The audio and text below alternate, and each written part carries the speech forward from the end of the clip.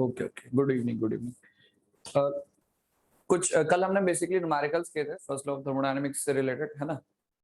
ठीक है, जितनी प्रोसेस थी हमने सारी चीजें डिस्कस कर ली थी, है ना। आई थिंक लास्ट हमने एक चीज डिस्कस किया था, पॉलीट्रॉपिक प्रोसेस, जिसको हम जनरल इक्वेशन के फॉर्म में भी रिप्रेजेंट करते हैं, मतलब प्रेशर इनटू वॉल्यूम की power n equals to constant. ये हमारा एक जनरल रिप्रेजेंटेशन रहता है कोई भी थर्मोडायनामिक प्रोसेस को रिप्रेजेंट करने के लिए। ठीक है, n की वैल्यूज आप चेंज करोगे तो आपको accordingly different different thermodynamic process मिल जाएगा। ठीक है, तो वहां पे इंपॉर्टेंट चीज ये था कि हमने जो ग्राफ डिस्कस किया था, आई थिंक शायद ग्राफ जो डिस्कस किया था,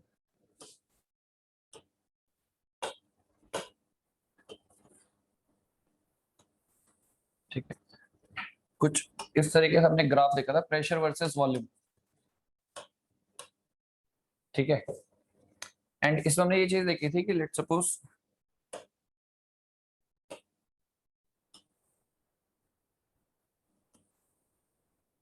ठीक है, कुछ इस तरीके से हम रिप्रेजेंटेशन कर रहे हैं प्रोसेस का।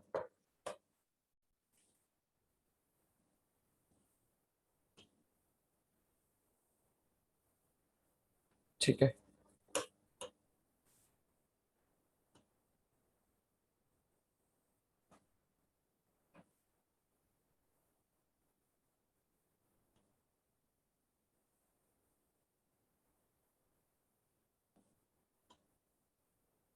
ठीक है, इस तरीके से। तो अब यहाँ पे एक चीज नोटिस करना, ये वाली चीज, इसको एक सा करते हैं अलग अलग लाइन से कलर्स।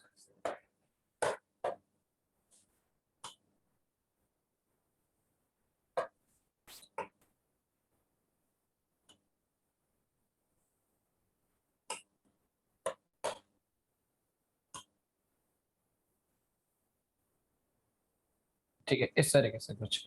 तो आप यहाँ पे एक चीज ऑब्जर्व करोगे कि ये वाली जो लाइन है बेसिकली ये है आपका pressure into volume constant, and दूसरी लाइन है प्रेशर इनटू वॉल्यूम की power gamma equals to constant. मतलब एक आइसोथर्मल प्रोसेस है और एक है आपका रिवर्सिबल एडियाबैटिक, कॉमा मतलब n इक्वल्स टू यहाँ पे हो जाएगा 0 एंड यहाँ पे हो जाएगा n equals to gamma, equals to gamma, इस तरीके से। ठीक है, अब आप एक चीज ऑब्जर्व करोगे, देखो यहाँ पे इंपॉर्टेंट चीज हमें ये देखनी है कि देखो यहाँ से लेट सपोज आपका प्रोसेस स्टार्ट होता है। ठीक है, तो लेट सपोज यहाँ से प्रोसेस स्टार्ट हुआ, एक तो आइदर वो आइसोथर्मली हो सकता है और एडियाबैटिकली हो सकता है। ठीक है, लेट सपोज सेम प्रेशर से स्टार्ट हुआ है प्रोसेस, एक आपका हो रहा है आइसोथर्मल और एक हो रहा है reversible adiabatic, and let suppose same volume, let suppose same volume पे आप देख रहे हो चीजें, है ना। हाँ हाँ, sorry sorry, n equals to 1 होगा, n इक्वल्स टू 1, है ना। हाँ, n इक्वल्स टू 1 आइसोथर्मल। ठीक है, तो लेट सपोज आपने देखा कि सेम प्रेशर से ही आपका क्या बोलते हैं एक्सपेंशन हुआ है, बिकॉज एक्सपेंशन में क्या होता है, प्रेशर ड्रॉप करता है। ठीक है, तो लेट सपोज आप ये एक्सपेंशन प्रोसेस देख रहे हो। ठीक है, एक आइसोथर्मल एक्सपेंशन है और एक एक्सपेंशन है रिवर्सिबल एडियाबैटिक। अच्छा, अब अगर आपको कंपैरिजन करना है तो आपने सेम प्रेशर और सेम वॉल्यूम ये चीज कंसिडर कर रखी। कहने का मतलब आपने सेम, बेसिकली यहां से सेम प्रेशर से ये एक्सपेंशन स्टार्ट हुआ है, एक सर्टेन प्रेशर रहा होगा, लेट सपोज यहाँ पे दोनों का सेम प्रेशर था, बट एक आपने आइसोथर्मल एक्सपेंशन कराया और एक कराया आपने रिवर्सिबल एडियाबैटिक एक्सपेंशन। ठीक है, लेट सपोज दोनों सेम वॉल्यूम पे आपका एक्सपेंशन हो रहा है। अब आपको ये चेक करना है कि यार बेसिकली कौन से एक्सपेंशन से आपको ज्यादा वर्क मिलने वाला है, ऐसा कौन सा प्रोसेस होगा जिससे मुझे ज्यादा वर्क मिलेगा। तो आप सिंपली अब ग्राफ देख सकते हो, देखो क्योंकि जब हमने वर्क लिखा था, वर्क का फॉर्मूला, तो वर्क इक्वल्स टू हो जाता है आपका इंटीग्रेशन ऑफ पीडीवी। ठीक है, integration of PDV and for a closed system. ठीक है, फॉर अ क्लोज्ड सिस्टम। ठीक है, फॉर अ क्लोज सिस्टम, ये जो चीज है it is equals to area of pressure versus volume diagram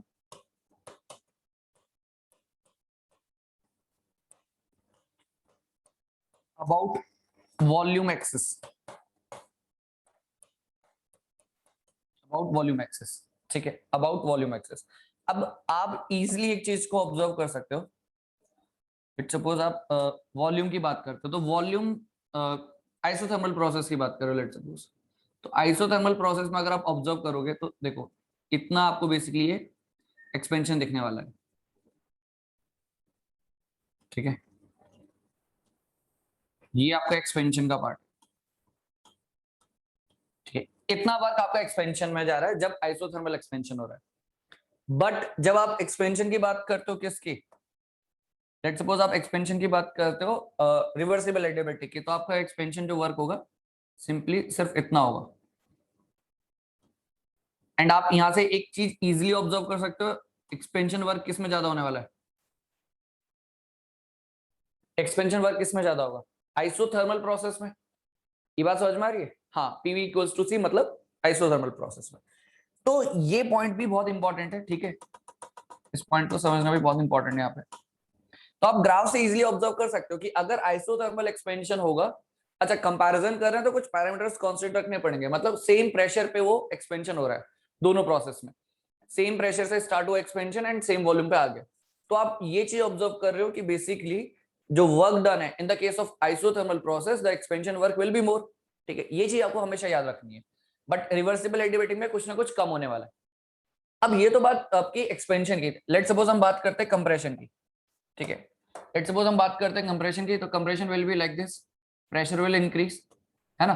अच्छा, आपका अगेन क्या हो रहा है, इस प्रेशर से स्टार्ट हुआ कंप्रेशन, कंप्रेशन में जब आप बात करते हो, कंप्रेशन में जब आप बात करते हो तो इंपॉर्टेंट ये होता है कि आपने किस प्रेशर तक कंप्रेस किया, ठीक है, तो इसलिए हम क्या कर रहे हैं, सेम प्रेशर कंसीडर करते हैं।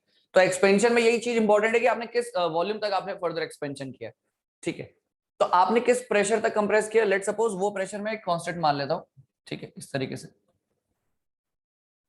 कुछ इस तरीके से मैंने एक ये प्रेशर मान लिया कि यहाँ पे इसका बेसिकली क्या हो गया, एक्सपेंशन, यहां तक एक्सपेंशन हो गया, ठीक है, ये कुछ सर्टेन प्रेशर रहा होगा, यहाँ पे इसका एक्सपेंशन हो रहा है, ये चीज,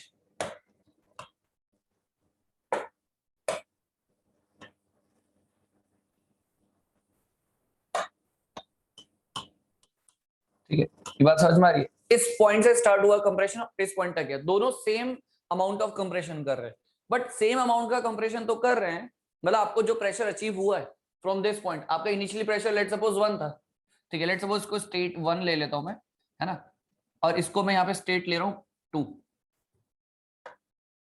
स्टेट 2 ले लिया और इसको लिया मैंने 2 डैश, ठीक है, ये चीज। अब आपका 1 से 2 डैश सेम प्रेशर अचीव हो रहा है, बट आपको ये चीज ऑब्जर्व करना है कि जो वॉल्यूम है, वॉल्यूम किसका, बेसिकली वॉल्यूम कहने का मतलब बेसिकली यहाँ पे मैं एरिया की बात करूं, नॉट वॉल्यूम, एरिया। यहाँ पे जब आपने चेक किया था area of pressure volume diagram about volume axis, but जब आप बात करते हो ओपन सिस्टम्स की, ठीक है, ओपन सिस्टम्स की हम बात करते हैं तो हम जनरली एरिया जो लेते हैं, ठीक है, वर्क ऑफ ओपन सिस्टम, ठीक है, इसका डेरिवेशन हम करेंगे आगे वाले चैप्टर में, ठीक है, बट आपको ये फॉर्मूला याद रखना है, minus VDP, integration of minus VDP, ये चीज इंपॉर्टेंट है, ठीक है, ये फॉर्मूला आपको ध्यान रखना है। एंड इस केस में आपको जो पॉइंट आगे इसमें लिखना है वो है, it is the area of pressure volume diagram about the pressure axes, ठीक है, अबाउट द प्रेशर एक्सेस, ये चीज, ठीक है। तो minus VDP, integration of minus VDP है basically, and it represents the area of pressure volume diagram about the pressure axis. मतलब इस बार जो आप पहले आपने area about the volume axis लिया, अब आप जो एरिया ले रहे हो अबाउट प्रेशर एक्सेस ले रहे हो। अब अगर मैं आपसे पूछूं एरिया किस में ज्यादा बनेगा, आइसोथर्मल में और एडियाबैटिक, रिवर्सिबल एडियाबैटिक में, किस में एरिया आपको ज्यादा रिप्रेजेंट होगा अगर आप कंप्रेशन करते हो? ये वाली प्रोसेस तो एक्सपेंशन वाली थी, अब कंप्रेशन की हम बात कर रहे हैं, तो किस में आपको ज्यादा एरिया देखने को मिलेगा, है ना, ये आपका बेसिकली हो रहा है, यहाँ पे कंप्रेशन देख रहे हैं हम, और यहाँ पे आप चेक करो expansion, adiabatic, adiabatic, yes correct, adiabatic. It means आप देखो एक चीज, जो रिवर्सिबल एडियाबैटिक वाली प्रोसेस है वहां पे आपको ज्यादा एरिया देखने को मिल रहा है, मतलब ज्यादा एरिया कहने का मतलब है कहीं ना कहीं वो वर्क रिप्रेजेंट कर रहा है, एंड ऑब्वियसली बात है कंप्रेशन में आप वर्क इनपुट दे रहे हो, वर्क सप्लाई करो, तब जाके वो कंप्रेशन अचीव हो रहा है। तो एक चीज यहां से कंफर्म होती है कि आइसोथर्मल अगर हमने कंप्रेशन किया होता तो हमारा कहीं कम वर्क इनपुट लगता, आपका जो वर्क इनपुट होता है वो लेस हो जाता ना। अकॉर्डिंग टू दिस डायग्राम आपको ये चीज देखनी है। आइसोथर्मल अगर आप कंप्रेशन करते हो तो मिनिमम वर्क में आपको सेम प्रेशर मिल रहा है, जो आपको रिवर्सिबल एडियाबैटिक में प्रेशर अचीव हो रहा है वही आइसोथर्मल में भी होगा, but with lace work input. Work input ज्यादा है विद रिस्पेक्ट टू कौन सा, रिवर्सिबल एडियाबैटिक प्रोसेस। तो ये एक इंपॉर्टेंट पॉइंट है जो आपको यहाँ पे समझना है, ठीक है। ये वाला इसका हम डेरिवेशन करेंगे आगे जब हम दूसरा चैप्टर पढ़ेंगे, मतलब सेकंड लॉ ऑफ एंट्रोपी में, ठीक है, वहां पे हम इसका डेरिवेशन देखेंगे। बट आपको ये चीज याद रखना है, ओपन सिस्टम होगा, integration of minus VDP will be our work, ठीक है। हमारा क्या हो जाएगा, ये वर्क रहने वाला है, ठीक है, ये चीज याद रखना, माइनस वीडीपी। तो खैर इसको जब हम आगे रेसिप्रोकेटिंग कंप्रेशर्स पढ़ेंगे वहां भी डिस्कस करेंगे, ये थर्मोडायनामिक पॉइंट हमारा वहां पे भी डिस्कस होगा। बट एक बेसिक चीज आपको याद होनी चाहिए, ये एक्सपेंशन वाला पार्ट, ये कंप्रेशन वाला पार्ट, ठीक है। तो ये चीज आपको इतना बेसिक याद होना चाहिए। बाकी ये जो है हमारा पॉलीट्रॉपिक प्रोसेस के लिए हमने जो ये रिप्रेजेंटेशन यूज किया है, ये जनरल रिप्रेजेंटेशन है किसी भी थर्मोडायनामिक प्रोसेस का, ठीक है। तो आप n का वैल्यू चेंज करोगे तो अकॉर्डिंगली अलग अलग आपको बेसिकली प्रोसेस मिलते रहेंगे थर्मोडायनामिक, ठीक है। 0 1 इंफिनिटी 1.2 1.3 कुछ भी आप रखो, but n equals to gamma वो अपना आप में एक अलग इक्वेशन है, अलग प्रोसेस है, ठीक है। n की वैल्यू कुछ भी रख सकते हो, बट अगर आपने गामा रखी है, that is the ratio of specific heat, वो एक रिवर्सिबल एडियाबैटिक प्रोसेस बन जाती है, वो टोटली एक अलग प्रोसेस है। हाँ, गामा के अलावा कुछ भी रखो तो वो एक अलग प्रोसेस होगी, बट अगर आपने गामा रखा है तो वो एक रिवर्सिबल एडियाबैटिक जहां पे हीट ट्रांसफर नहीं हो रहा है एंड प्रोसेस रिवर्सिबली हो रही है, वो चीज जिसको हम आइसेंट्रोपिक भी बोलते हैं, ठीक है। ये इतना पार्ट ध्यान रखना, ठीक है। बाकी उसका फर्दर आगे हम डिस्कशन करेंगे आगे आने वाले चैप्टर जो एप्लीकेशंस वाले। अच्छा, एक क्वेश्चन दिया था कल लास्ट, आई थिंक सॉल्व किया होगा, किसी ने सॉल्व किया है? एक क्वेश्चन दिया था मिक्सिंग वाला, मिक्सिंग वाला क्वेश्चन था एक हमारे पास।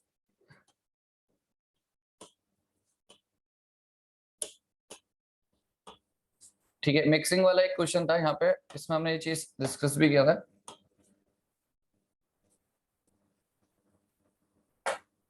ठीक है।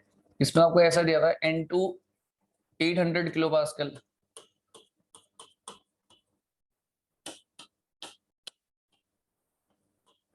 800 kilo pascal and 450 kelvin, and यहाँ पे था आपका CO2 500 kilo pascal and 400 kelvin, ठीक है, इस तरीके से। एंड ये क्या था आपका बेसिकली एडियाबैटिक, मतलब सॉरी इंसुलेटेड था, मतलब कोई भी हीट ट्रांसफर होगा नहीं यहाँ पे,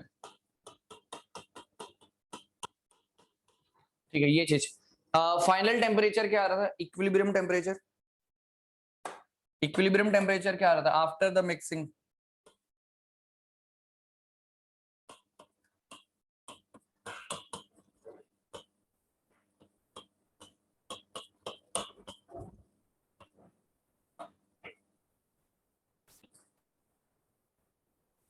फोर टेन केल्विन,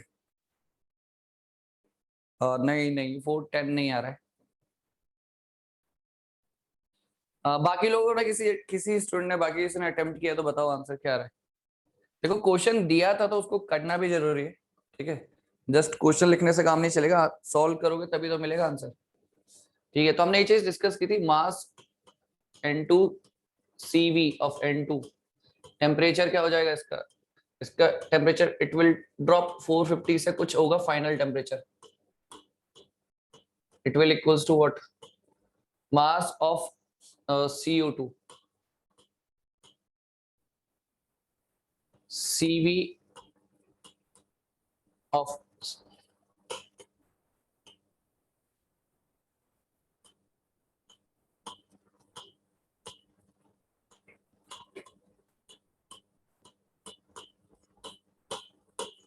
ये चीज।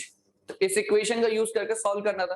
तो पहले तो आपको ये मास ऑफ N2 निकालना पड़ेगा, ठीक है। इसको निकालने के लिए आप क्या करोगे, आपके पास इक्वेशन क्या है, PV is equals to MRT, तो वहां से आप PV is equal to RT लग सकते हो, क्योंकि आपके पास प्रेशर गिवन है, टेम्परेचर गिवन है, आर आप निकाल सकते हो, वॉल्यूम, वॉल्यूम क्या बेसिकली हाफ हो जाएगा, आई थिंक शायद टोटल वॉल्यूम गिवन था, हाँ टोटल वॉल्यूम गिवन है एंड दोनों इक्वली डिवाइडेड है तो हाफ हो जाएगा वॉल्यूम। तो आर आपको बेसिकली पता है, आर निकालने का तरीका क्या है, are bar divided by molecular wait, ये चीज। तो यहां से आप मास निकाल सकते हो, एंड अगर बात रही सीवी की तो वो तो आप इजिली निकाल सकते हो क्योंकि R अपॉन गामा माइनस 1 आपके पास फॉर्मूला अवेलेबल है एंड गामा की वैल्यू फॉर N2 आपको 1.4 गिवन है। तो ये तो सब वैल्यूज आपको कैलकुलेट करके इसमें रखनी थी। सिमिलर वे में आप N2 के लिए निकालो जैसे वैसे ही आप CO2 के लिए भी निकालोगे। तो आपका वहां से बेसिकली जब आप वैल्यूज निकालोगे तो आपको फाइनल टेम्परेचर भी मिल जाएगा। एक बार इसे क्विकली कैलकुलेशन करो फटाफट, ठीक है, कितना आंसर आ रहा है फटाफट इसका कैलकुलेशंस करके बताओ। सबसे पहले मास ऑफ N2 निकालो 14.96, ठीक है करेक्ट 14.96 आ रहा है 14.96 kg and CV of N2 कितना आ रहा है 0.2698 0.742 आ रहा है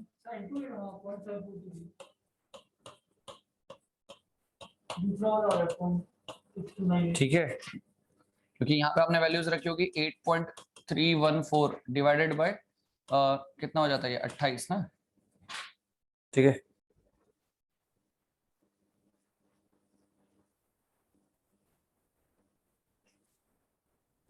ठीक है ये चीज। तो ये वैल्यूज आप एक बार चेक कर लेना यही वैल्यूज आ रही है कि नहीं आ रही है आपकी। एंड अगर हम CO2 की बात करें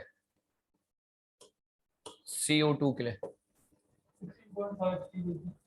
मास ऑफ CO2 कितना आ रहा है मास of CO2 is 16.53 yes correct and दूसरा जो हमें निकालना है CV ऑफ CO2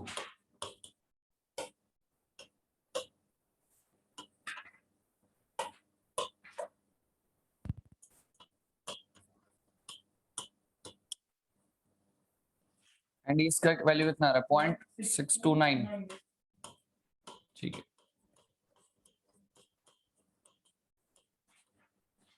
ठीक है वैल्यूज चेक कर लो एक बार, ठीक है आप लोग एक बार वैल्यूज चेक जरूर कर लेना यहाँ पे।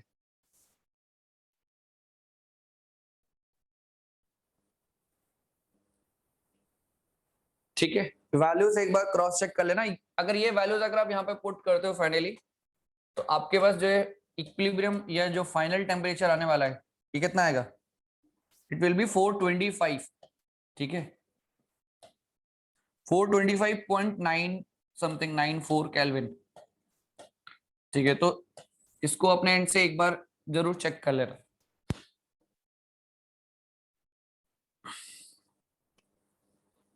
ठीक फाइनल टेम्परेचर ये आ गया। अब फाइनल टेम्परेचर आ गया चलो लेट्स सपोज यहाँ पे आप इतना कैलकुलेशन कर ही लोगे बट फाइनल टेम्परेचर आ गया फाइनल प्रेशर कैसे निकालोगे। बस मुझे एक चीज बता दो फाइनल प्रेशर निकालने के लिए आप क्या कर सकते हो।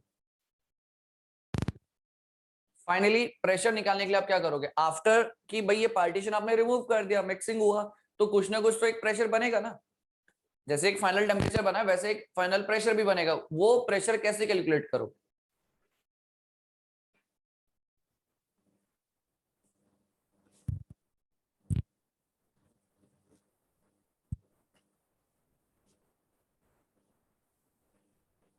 एनी आइडिया कुछ भी अगर आपको आइडिया लग रहा है अपने एंड से क्योंकि देखो अपना लॉजिक अपनी अप्रोच क्लियर होनी चाहिए आप लोगों को कि हाँ यार ऐसा होगा तो मैं ऐसा कर सकता हूँ। एटलीस्ट जब तक आप सोचोगे नहीं तो आपको कभी भी नहीं पता चलेगा क्वेश्चन कैसे सॉल्व करना है। क्वेश्चन प्रैक्टिस करने का फायदा सिर्फ तभी होगा जब आप खुद से सोचो कि हाँ ये क्वेश्चन दिया इसको मैं इस तरीके से कर सकता हूँ ये अप्रोच से कर सकता हूँ ये नहीं तो इससे करूंगा इससे आंसर गलत है तो दूसरी अप्रोच में सिलेक्ट कर सकता हूँ। तो जब तक आप क्वेश्चन प्रैक्टिस नहीं करोगे अदरवाइज फॉर्मुला लिखने से आपको फॉर्मुला याद भी है लेकिन फॉर्मुला याद होना अलग चीज है बट फॉर्मुला यूज करके क्वेश्चन सॉल्व करके सही आंसर निकालना अलग चीज है। ये बात आपको रियलाइज होगी जब आप एग्जाम दोगे पेपर। ठीक है आपको फॉर्मुला भी आपके पास है आप वैल्यूज भी लिख रहे हो फिर भी आंसर नहीं आ रहा है। तो इसलिए मैं बोल रहा हूँ क्वेश्चन प्रैक्टिस बहुत ज्यादा इंपॉर्टेंट हो जाता है यहाँ पे। ठीक है तो फाइनल टेम्परेचर लेट्स सपोज ये है। अब आपको पता है जब मिक्सिंग हुआ है ऑब्वियसली बात है दोनों गैस आपस में मिक्स हुई होंगी। अब दोनों गैसेस आपस में मिक्स हो चुकी हैं तो फाइनली टेम्परेचर ये बना तो एक फाइनल प्रेशर भी बनेगा। अब ये मिक्सिंग होगी आपको याद होगा हमने मिक्सचर पढ़ा था मिक्सचर वाले केसेस में। तो मिक्सचर है तो ऑब्वियसली बात है it is also behaving as a pure substance.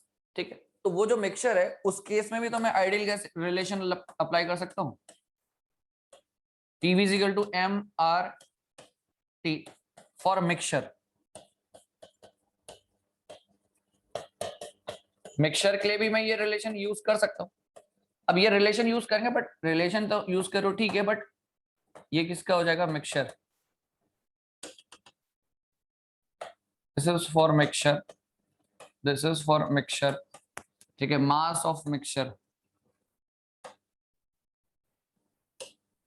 ठीक है, this is mass for mixture.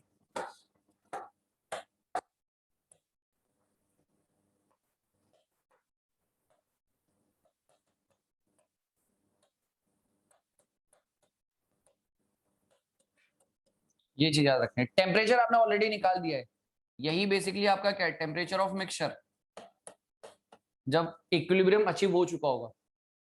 Equilibrium achieve हो गया तो आपने ये जो टेम्परेचर निकाला, it is the temperature of mixture. But question ये है कि इसका कैलकुलेशन कैसे करोगे, आर मिक्सचर का। यस एग्जैक्टली, इसके लिए कैलकुलेशन के लिए आप क्या करोगे, M1R1, मतलब M1 की जगह ये लिखते हैं हम MN2 RN2,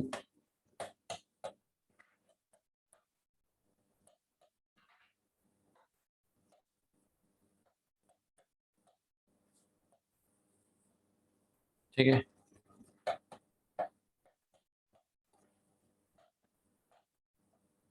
इस तरीके से हम यहाँ से कैलकुलेशन कर सकते हो।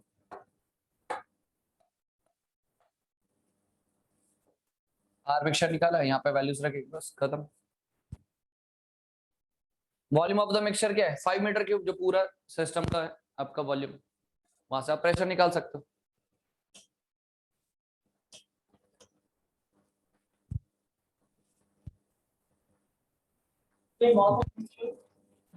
हाँ टोटल मिक्सचर, हाँ ऑब्वियसली मिक्स होने के बाद तो टोटल मास ही तो काउंट करोगे, जैसे टोटल वॉल्यूम काउंट कर रहे हो।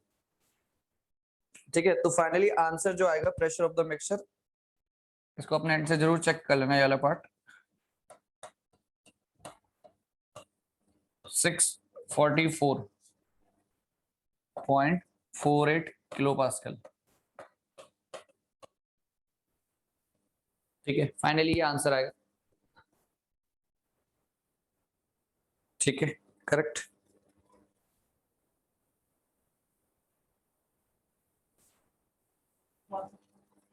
ठीक आ रहा है ना, ठीक है, ठीक है। नेक्स्ट सेकंड क्वेश्चन लिखते हैं।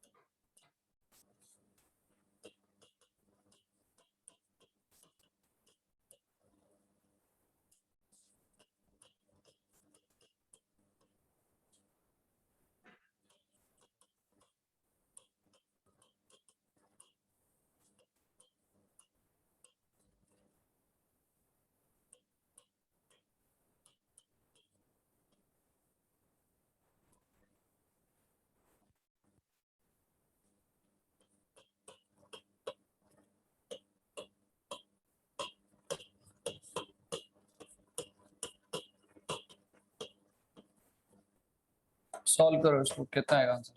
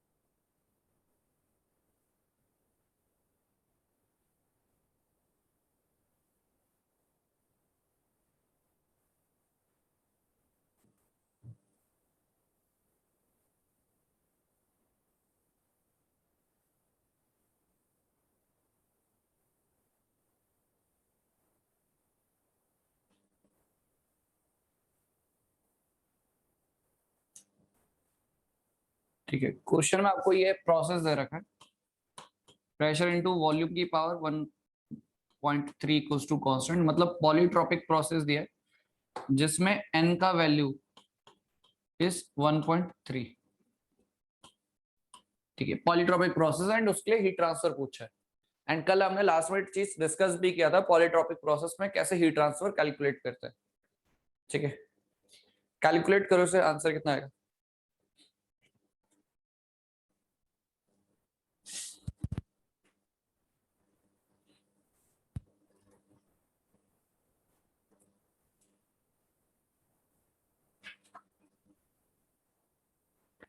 हाँ, लिखा नहीं है ना, तो इट मीन्स व्हाट, ये क्या है,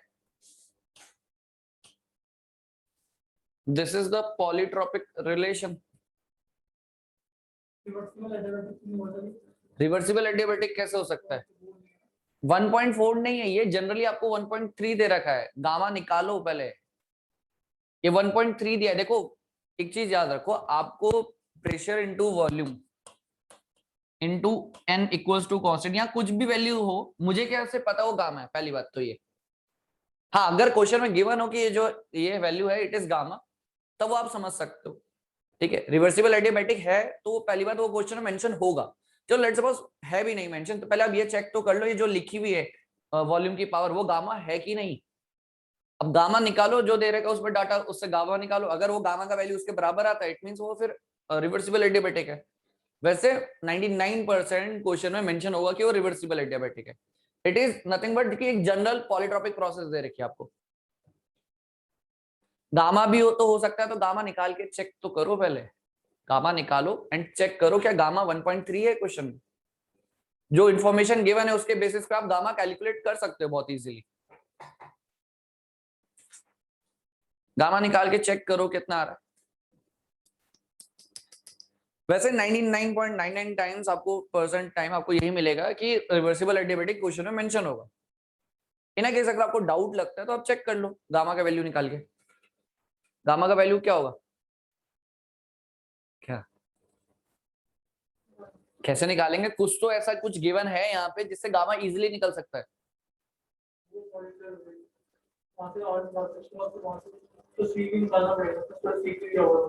हाँ तो क्या करें, हाँ क्या फॉर्मूला, हाँ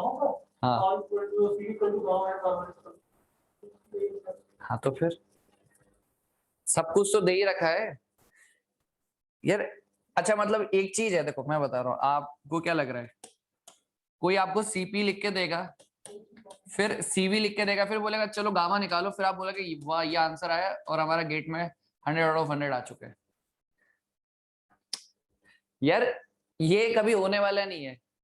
एक चीज समझो, ये मतलब आपको सारी चीजें एक साथ डायरेक्टली गिवन होंगी तो फिर फायदा क्या है, एप्टीट्यूड कहाँ गया, फिर तो जस्ट एक सिंपल सी चीज हो गई। क्वेश्चन कोई भी न्यूमेरिकल है वहां फॉर्मूला यूज है, एंड अगर फॉर्मूले में जो पैरामीटर्स गिवन है वो डायरेक्टली क्वेश्चन में गिवन होंगे तो कौन नहीं उसमें full out of full score कर लेगा। समझ रहे हो बात को, सबको पता है क्वेश्चन में कौन सा फॉर्मूला लगना है। ठीक है, अगर सारे पैरामीटर्स क्वेश्चन में डायरेक्टली गिवन हो कि इसका वैल्यू ये, इसका वैल्यू है, इसका वैल्यू है, तो फॉर्मूले में रख के कैलकुलेट करना फिर किसकी इजी बात नहीं है क्या। आर क्या लें, अरे आर लेना नहीं है, निकालना है। समझ रहे हो बात को, आर कहीं से मिलेगा नहीं, आपको निकालना पड़ेगा।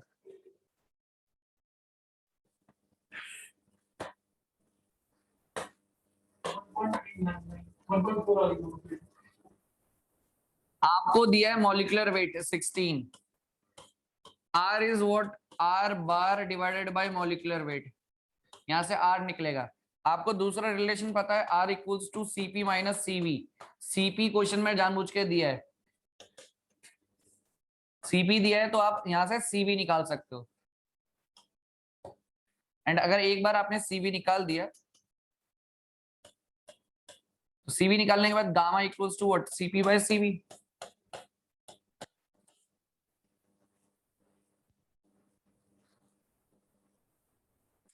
तो चीजों को समझो कि क्वेश्चन टफ लगने का कारण है कि हम रिलेशंस को एक साथ यूज नहीं कर पा रहे। रिलेशंस आपको ये भी पता है, रिलेशन आपको ये भी पता है, रिलेशन ये भी पता है, बट आपको ये नहीं पता कि मॉलिक्यूलर वेट दिया हो तो मैं यहाँ से फिर फाइनली गामा भी निकाल सकता हूँ। रिलेशंस भी पता होंगे, बट रिलेशंस को साइमल्टेनियसली यूज करना ये भी एक इंपॉर्टेंट चीज है। तो साइमल्टेनियसली बोलने का मतलब ये कि यार ये रिलेशन है, इससे मुझे ये वैल्यू नहीं मिल सकती, तो इसको मैं वहां रख के वाली वैल्यू निकाल सकता हूँ। तो ये सब प्रैक्टिस से ही आएगा, सिंपल सी बात है। गामा का वैल्यू कितना आ रहा है? हाँ, अप्रोक्सी 1.4 अप्रोक्सीमेटली, बिल्कुल 1.39 या 1.4 ले लो, 399 समथिंग आ रहा है ना। हाँ तो बस 1.4 है वो, तो 1.4 है गामा। वहां पे क्या लिखा है 1.3, तो क्या ये रिवर्सिबल एडियाबेटिक होगा? नहीं होगा। ठीक है, बस सॉल्व करो, निकालो आंसर। क्या आ रहा है हीट ट्रांसफर का? अभी क्या दिक्कत है? सर वो दो फॉर्मूला, एक तो एमसीवी डेल्टा टी वाला, पर एमसीवी डेल्टा टी तो फॉर्मूला है ही नहीं, पहली बात। बनाया ना वो तो तरह से इंसर्ट लेवल है गांव में वाला उसमें बहुत ही एमसीवी डेल्टा टी किस? एमसीवी डेल्टा टी जो फॉर्मूला है वो बेसिकली वर्क का है इन रिवर्सिबल एडियाबेटिक केस। ये तो नहीं करना ना पॉइंट प्रोसेस में delta equal to M CV और सीवी के लिए आता है माइनस गामा डबल है। हाँ, तो हीट ट्रांसफर का फॉर्मूला क्या लिखा है? फाइनली फॉर्मूला बताओ क्या लिखा है? M into CV M into CV and minus gamma. हाँ, तो ये सब वैल्यू एमसीवी डेल्टा टी क्यों बोल रहे हो फिर? सी की जगह फिर ऐसा रखेंगे। हाँ तो ये बोलो ना, तो एमसीवी डेल्टा जो भी आपको सूट करे, जिससे भी आप निकालना चाहो फॉर्मूला, तो आंसर तो सेम ही आएगा जो भी, जिससे भी आप निकालो। बट मैंने आपको शायद याद होगा, मैंने कल लास्ट में बोलता एक फॉर्मूला है वो ज्यादा बेटर, आप उसे याद रखो। कल लास्ट में मैंने एक चीज आपको बोली भी थी कि अगर आपको हीट ट्रांसफर निकालने के लिए बोलता तो आप ये वाला फॉर्मूला याद रखना। क्या था वो?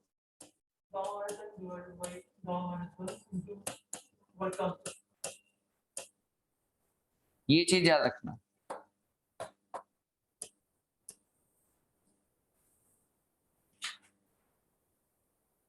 अब निकालो और एंड आंसर बताओ फटाफट क्या है।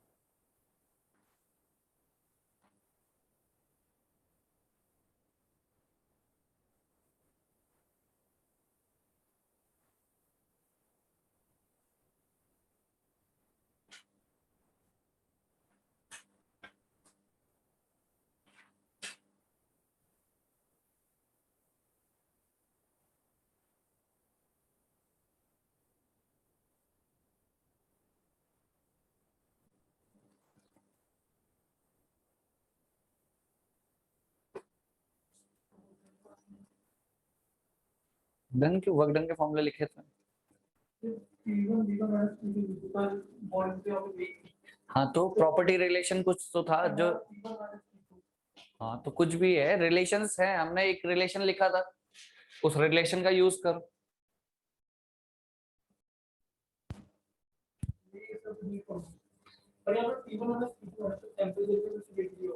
हाँ तो दूसरा निकालो फिर, कुछ तो ऐसी चीज होगी, दो दे रखी होंगी, प्रेशर दो दे रखे, प्रॉपर्टी रिलेशन।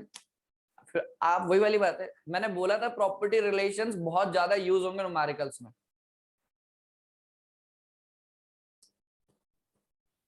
अगेन क्वेश्चन कभी भी स्ट्रेट फॉरवर्ड आ गया तो वो आएगा वो 1 मार्क्स में। 2 मार्क्स का क्वेश्चन भाई स्ट्रेट फॉरवर्ड होगा नहीं, उसमें मल्टीपल कैलकुलेशन होगी, मल्टीपल रिलेशंस आपको यूज करने पड़ेंगे एक ही जो भी न्यूमेरिकल होगा उसमें।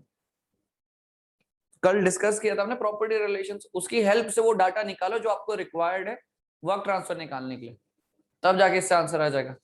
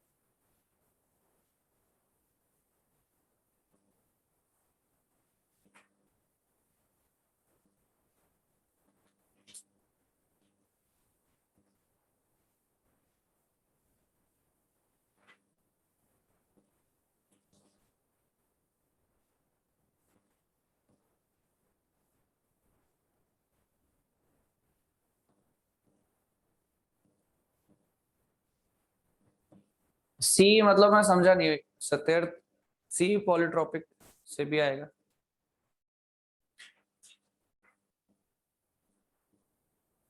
सी मतलब ये कांस्टेंट की बात कर रहे हो क्या?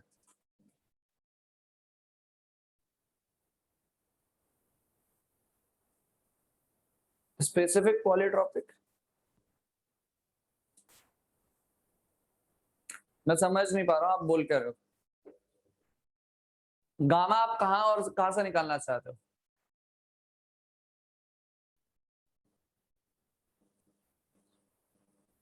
स्पेसिफिक हीट फॉर पॉलीट्रॉपिक, हाँ जो दूसरा फॉर्मूला लेकर हीट ट्रांसफर का उससे भी निकाल सकते हो, उससे कोई प्रॉब्लम नहीं, आप किसी से भी निकालो, उससे मतलब नहीं है। हीट आप कहीं से भी निकालो, एक फॉर्मूला हमने लिखा था स्पेसिफिक हीट के टर्म्स में, मतलब एम सी डेल्टा टी, वहां पे सी ऑफ पॉलीट्रॉपिक था वो, हाँ तो उससे भी निकाल सकते हो, उससे कोई प्रॉब्लम नहीं है,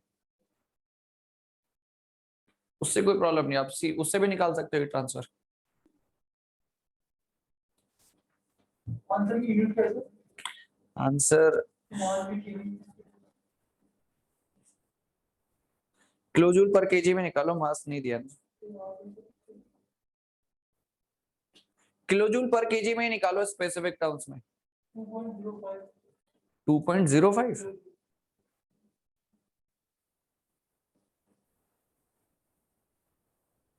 आंसर्स क्या रहे, आंसर बताओ। इस जो वर्क आएगा, सॉरी हीट ट्रांसफर आएगा स्पेसिफिक टर्म्स में निकालो, कोई दिक्कत नहीं है, क्योंकि निकल मास आप कैलकुलेट नहीं कर पाओगे, क्योंकि प्रेशर दिया, टेम्परेचर दिया, वॉल्यूम नहीं पता हमें, ठीक है, तो वो ऑब्वियसली बात है, आप मास कैलकुलेट कर ही नहीं सकते, तो पर यूनिट मास टर्म्स में निकालो, पर यूनिट मास के टर्म्स में आंसर निकालो। मास आप कैलकुलेशन कर ही नहीं सकते, पीवी टू एमआरटी लगाने जाएंगे तो वॉल्यूम गिवन नहीं है हमें, तो अभी हम कैलकुलेशन कर सकते थे मास की, तो वो पॉसिबल नहीं है मास निकालना। हीट ट्रांसफर कितना आ रहा है, एनीवन, किसी एक का तो आंसर आ रहा होगा, कोई तो एक ऐसा होगा जो निकाल पा रहा होगा।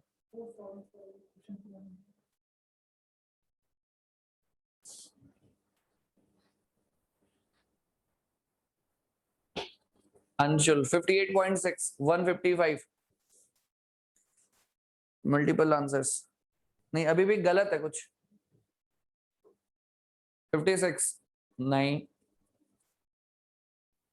कैलकुलेशंस एंड एक एक चीज पे फोकस करना है आपको, देखो एक चीज याद रखो, एक एक चीज पे फोकस करना, एक भी छोटा सा मिस्टेक मतलब आंसर आपका गलत। 57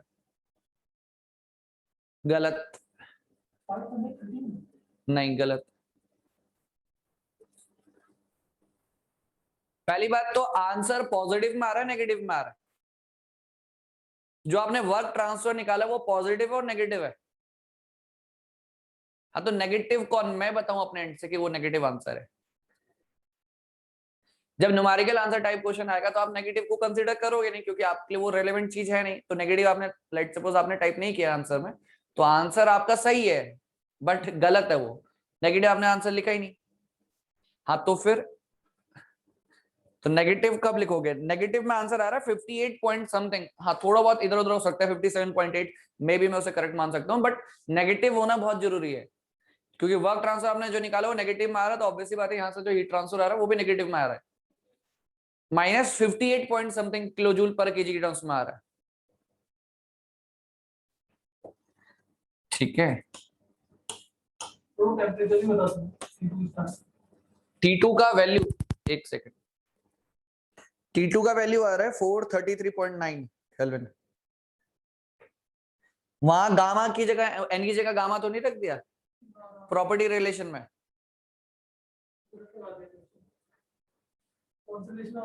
प्रॉपर्टी रिलेशन, अरे T2/T1 इक्वल्स टू क्या हो जाएगा, P2/P1 की पावर क्या हो जाएगा, n-1/n, हाँ तो गामा तो नहीं रखा कहीं, नहीं ये रखा ही, ये रखा ही नहीं, सही है।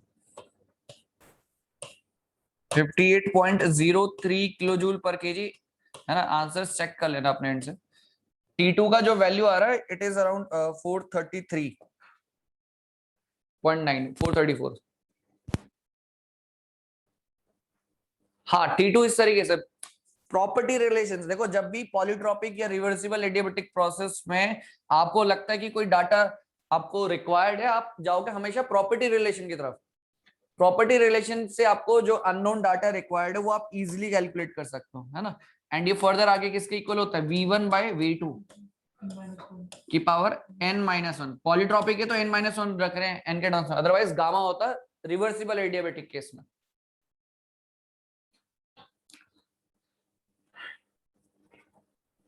क्लियर है, चलो ठीक है, बढ़िया।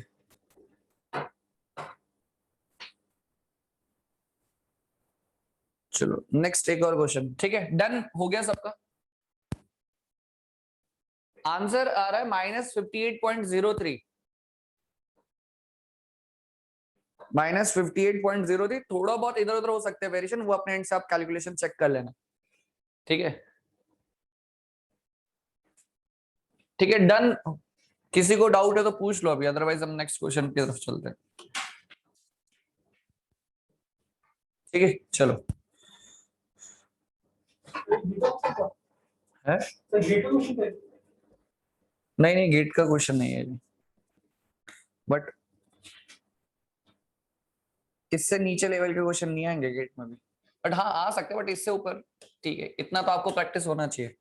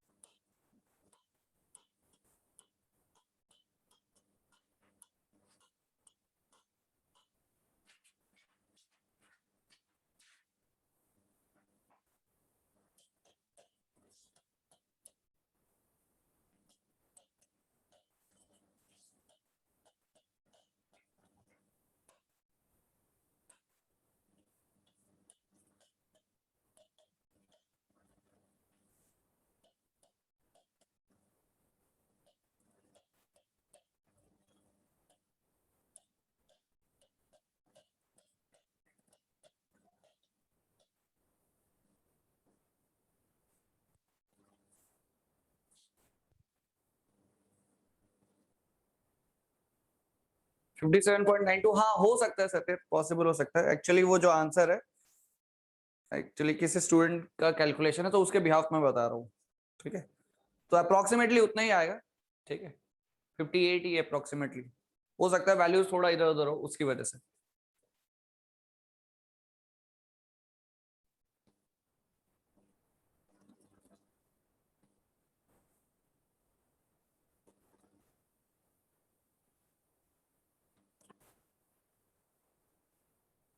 पॉइंट्स आफ्टर डेसिमल, जो पॉइंट्स थोड़ा बहुत आप अप्रोक्सीमेशन लेते हो उसकी वजह से आंसर थोड़ा बहुत इधर उधर हो सकता है। बट एक चीज याद रखो हमेशा ना, जब भी क्वेश्चन सॉल्व करो 9th और 9th में, बाकी जितने भी आप सब्जेक्ट्स में पढ़ रहे हो, after decimal up to 4 places तक आप वैल्यू कंसीडर करा करो, है ना। अप टू 4 डेसिमल प्लेसेस तक वैल्यू कंसीडर करा करो, एंड फाइनली जब आप पूरा आंसर निकालो देन आप अप्रोक्सीमेशन कंसीडर कर सकते हो। वो भी तब जब क्वेश्चन मेंशन हो कि हाँ up to 2 decimal place, up to 3 decimal place.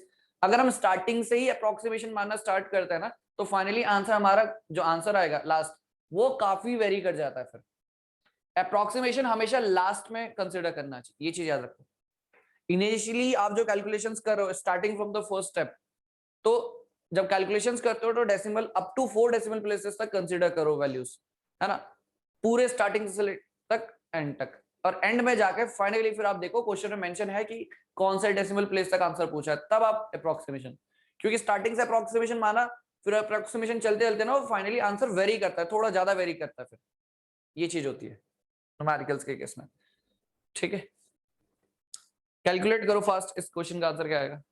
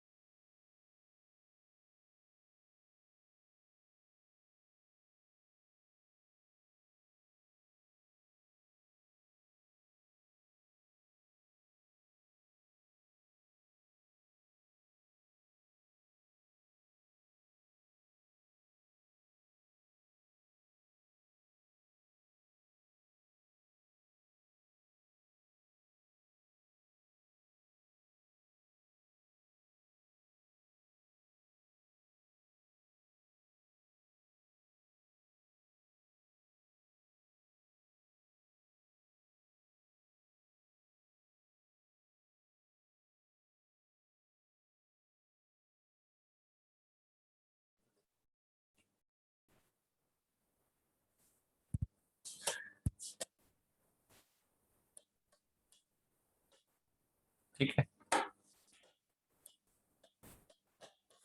N आपको नहीं पता, एन नहीं पता तो कुछ वैल्यूज दिए उसके बेसिस पे हम एन का कैलकुलेशंस कर सकते हैं।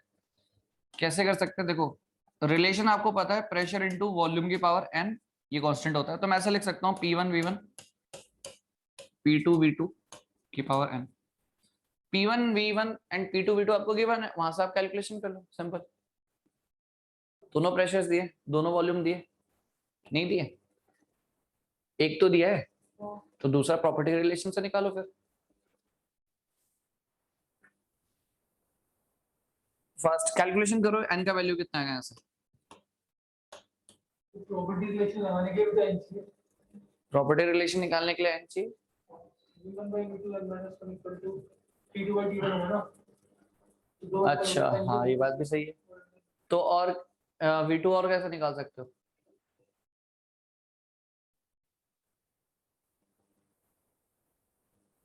P is equal to MRT से,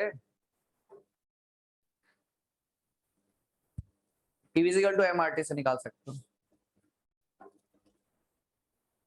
हाँ प्रेशर एंड टेम्परेचर दोनों दे रखे ना। हाँ correct correct Siddharth, pressure and temperature दोनों दे रखे, तो इसकी जरूरत ही नहीं, आप ऐसा करो direct T2 by T1 best ये है, T2 by T1 करो, P2 by P1 करो, n-1 अपॉन n, यहाँ से सॉल्व करके निकाल लो। अब यहाँ पे ये ना n-1 अपॉन n है, इसको ना ऐसा करो, इस पूरे को ना आप एज अ एक कांस्टेंट मान लो x, इस x की वैल्यू निकालो, फिर वहां से n निकाल लो, मतलब फिर अदरवाइज वो कंफ्यूजन ना हो, कैलकुलेशन करने में दिक्कत ना हो। समझ रहे हो क्या बोल रहा हूँ। T2 by T1 है, T2 by P1 है, दोनों दे के यहाँ पे x रखो और इस x का वैल्यू निकालो। क्या करोगे, ln लॉगरिथमिक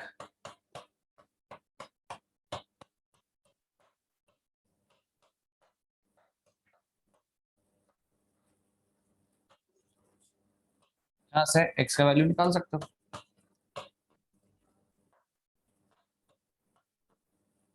यहाँ से x का वैल्यू निकाल लो, ठीक है, सिंपल। वो x इसलिए रखा क्योंकि x का उसको फिर फाइनली सॉल्व करने में दिक्कत ना हो, इसलिए इसको सिंपलीफाई करके x रख लिया। तो x का वैल्यू n माइनस 1/n है, और यहाँ से फिर आप n का वैल्यू निकाल लो। हाँ, पता चला x निकाला और x को ही हमने n रख के सॉल्व कर दिया, ऐसा भी हो सकता है। -567 आई थिंक शायद कुछ अगेन थोड़ा सा कैलकुलेशन में मिस्टेक है। n का वैल्यू आपका कितना आ रहा है? 1.438।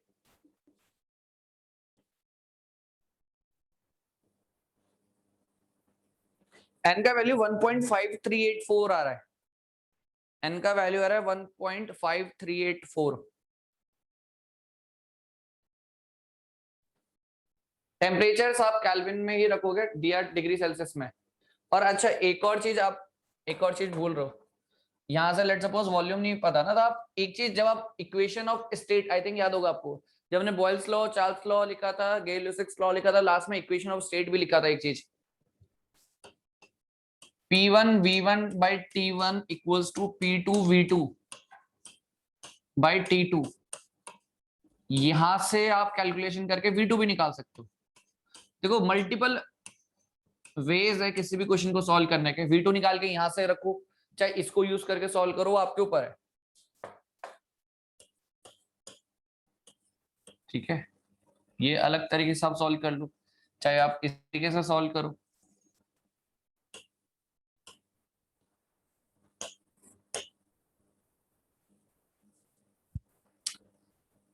-88 नहीं, पहले n का वैल्यू तो बताओ, n का वैल्यू कितना आ रहा है?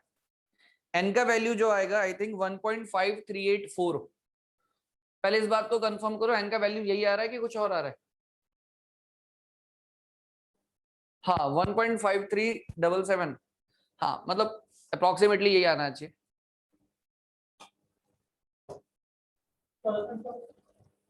1.522 1.5384 आना चाहिए। एक्चुअली मैं वही बोल रहा हूँ, आप लोगों ने अप्रोक्सीमेशंस लिया होगा, क्योंकि अप्रोक्सीमेशंस लेने की वजह से आंसर अलग आता है थोड़ा बहुत। वैसे आंसर आना चाहिए 1.5384 आ रहा है ना? हाँ, तो आ रहा है ये वैल्यू 1.5384।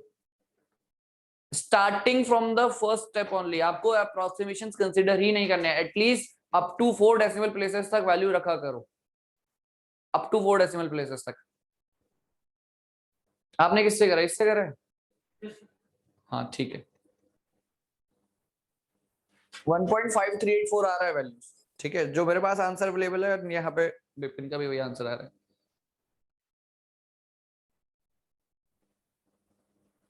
ठीक है। ये चीज बस n आ गया, उसके बाद आप वर्क भी निकाल लो।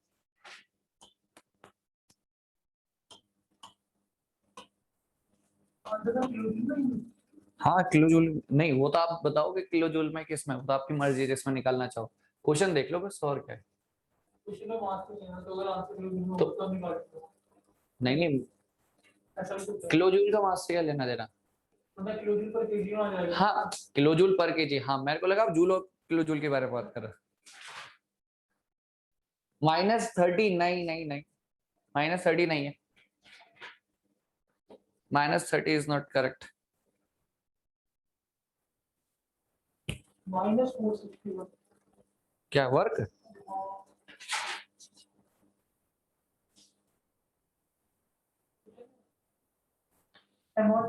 किलो जूल के यहाँ प्रेशर, टेम्परेचर सब कुछ दिया ना, तो वर्क को किलो जूल के टर्म्स में निकालो। पहली बात तो pressure, volume and temperature, Pvt सब दे तो रखा है।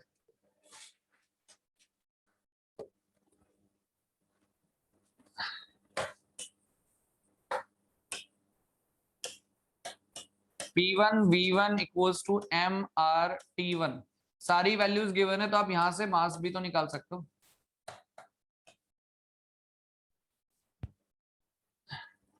मास जो निकल के आएगा इट इज अराउंड 0.0123। चेक कर लेना यही आ रहा है कि नहीं आ रहा है।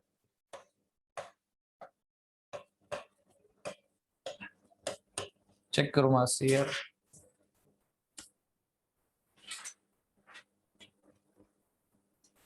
ठीक है, एंड अगर आपके पास मास आ गया तो फाइनली जो वर्क आ रहा है इट इज अराउंड, है ना, क्योंकि फॉर्मूला क्या यूज करोगे, mR(T1 - T2) divided by n-1, so answer will be what, it is around -57 kilo joule. Check कर लो इसको आंसर को, -57 किलो जूल आना चाहिए, है ना, ये आ रहा है। तो मुझे वो पूछा था कि आंसर जो अच्छा मेरे को जूल, मेरे को लगा आपने बोला जूल और किलो जूल। ना ना तो वही पूछा कि मास बनाने के बाद यूनिट के आंसर। हाँ, अब ऐसे जनरली क्वेश्चन में मेंशन होगा, वो हमने लिखा नहीं है क्वेश्चन में। वो जनरली क्वेश्चन में मेंशन है किस यूनिट में निकालना है, और वो यूनिट चेक करना इंपॉर्टेंट भी। बट आप देखो जब आपको एटलीस्ट तीनों चीजें पता होंगी तभी आप मास निकाल सकते हो, PV, pressure, volume and temperature, तभी हम मास निकाल सकते हैं। तो -57 फाइनली आंसर आएगा। तो अगेन मैं इस चीज को रिपीट कर रहा हूँ, आप देखोगे अगर आपने स्टार्टिंग से ही अगर अप्रोक्सीमेशन ले लिया ना तो आंसर फर्दर बहुत ज्यादा वेरी करता है। फिर अप्रोक्सीमेशन कभी भी आपको स्टार्टिंग में नहीं कंसीडर करना, जब आपका फाइनल आंसर है तब आप अप्रोक्सीमेशन कंसीडर करो, तो आप देखोगे आपके आंसर बिल्कुल एक्यूरेट ही आएंगे फिर। ठीक है, क्लियर है यहां तक सबको? आंसर्स एक बार चेक कर लेना, -57 समथिंग ही आंसर आ रहा है। ठीक है,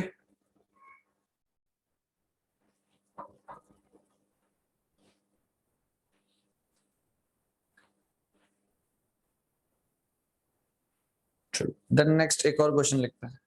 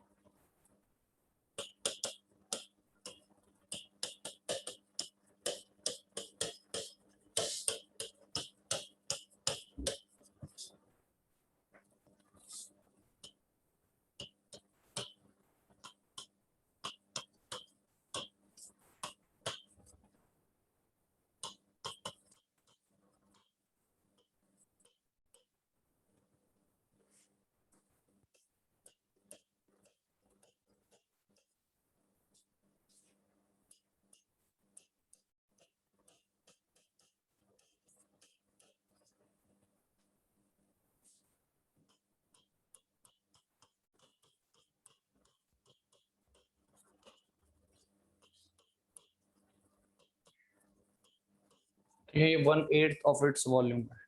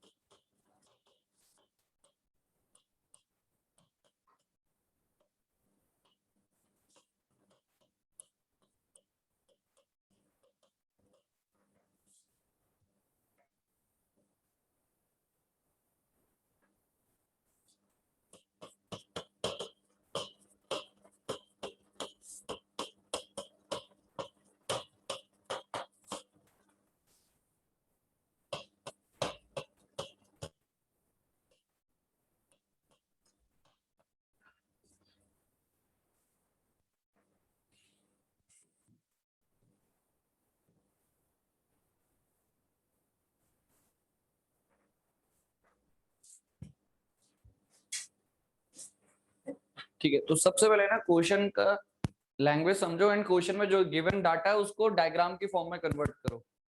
ठीक है, perfect gas undergoes a cyclic process. ठीक है, साइक्लिक प्रोसेस पता है, initial and final condition same होने वाली है। ठीक है, comprising of 3 process, it is first compressed isothermally. आपको पता है, हमने डायग्राम जस्ट अभी से स्टार्टिंग जो लेक्चर का स्टार्टिंग में था वो चीज डिस्कस किया था हमने भी। कंप्रेस्ड आइसोथर्मली, ठीक है, from 1 bar and 27 degree Celsius to 1/8 of its volume. मतलब उसने at the end of compression आपको वॉल्यूम दे दिया। ठीक है, क्या है वॉल्यूम? 1/8। किसका 1/8 होगा? जो इनिशियल रहा होगा। ठीक है, the energy is then added at constant pressure increasing the temperature of gas and the gas and the cycle is completed by isentropic expansion. Second process क्या है? Energy is then added at constant pressure, मतलब heat addition हुआ है आपका at constant pressure। ठीक है, उससे क्या होगा? obviously बात है, टेम्परेचर बढ़ा होगा। and the cycle is completed by the isentropic expansion। समझ में आ रही बात? पहले कंप्रेशन किया, फिर फर्दर हीट ऐड किया। ठीक है, टेम्परेचर बढ़ा होगा, प्रेशर तो कांस्टेंट रहा होगा, फिर देन आपने एक्सपेंशन करके इनिशियल स्टेट में लिया है वापस। ठीक है, तो सीपी दिया आपको, आर दिया है। ठीक है, वर्क ट्रांसफर निकालना पर केजी। ठीक है, work transfer in the cyclic complete cyclic process 1 से 2, 2 से 3, 3 से 1। ठीक है, वो चीज। तो टोटल वर्क ट्रांसफर निकालो, तीनों वर्क को कंसीडर करते हैं। फर्स्ट ऑफ ऑल सबसे पहले इंपॉर्टेंट है डायग्राम बनाना। क्या डायग्राम बनेगा, उसके अकॉर्डिंगली फिर वैल्यूज उस डायग्राम में ही लिख दो। जो जो डाटा गिवन है ना, उस डाटा को डायग्राम के ऊपर लिख दो वहीं पर। देन फिर क्वेश्चन को सॉल्व करने जाओ। ठीक है, सॉल्व करो इस क्वेश्चन को।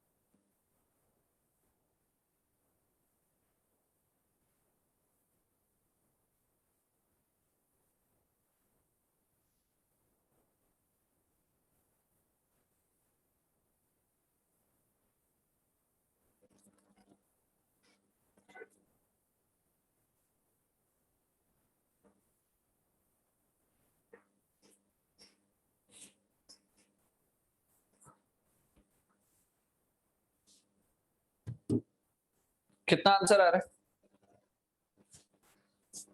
आंसर आ भी रहा है कि नहीं आ रहा है? देखो सबसे पहले इसका हम डायग्राम जो प्रोसेस गिवन है उसको ड्रॉ कर लेते हैं, ठीक है। Let's suppose pressure versus volume diagram बना रहे हैं, ठीक है। तो फर्स्ट ऑफ ऑल क्या बोल रखा है, कंप्रेस्ड आइसोथर्मली, ठीक है, कंप्रेस कर रखा है आपने isothermally.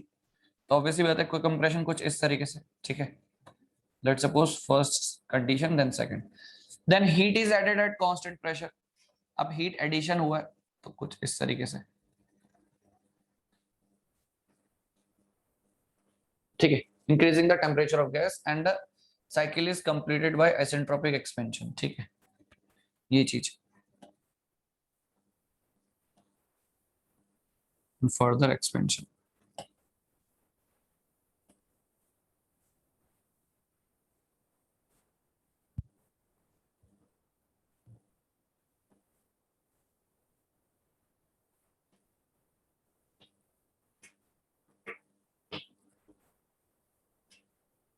The temperature constant minus 311.92. Minus 311.92. हाँ माइनस 311.9।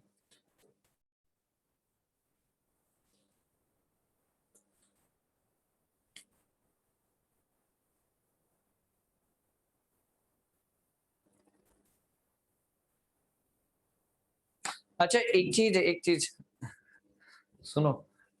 अच्छा ये चीज तो क्वेश्चन में पूछना भूल ही गया, ये इधर जाएगा कि इधर जाएगा? मैंने लिखा था आंसर। इधर हाँ।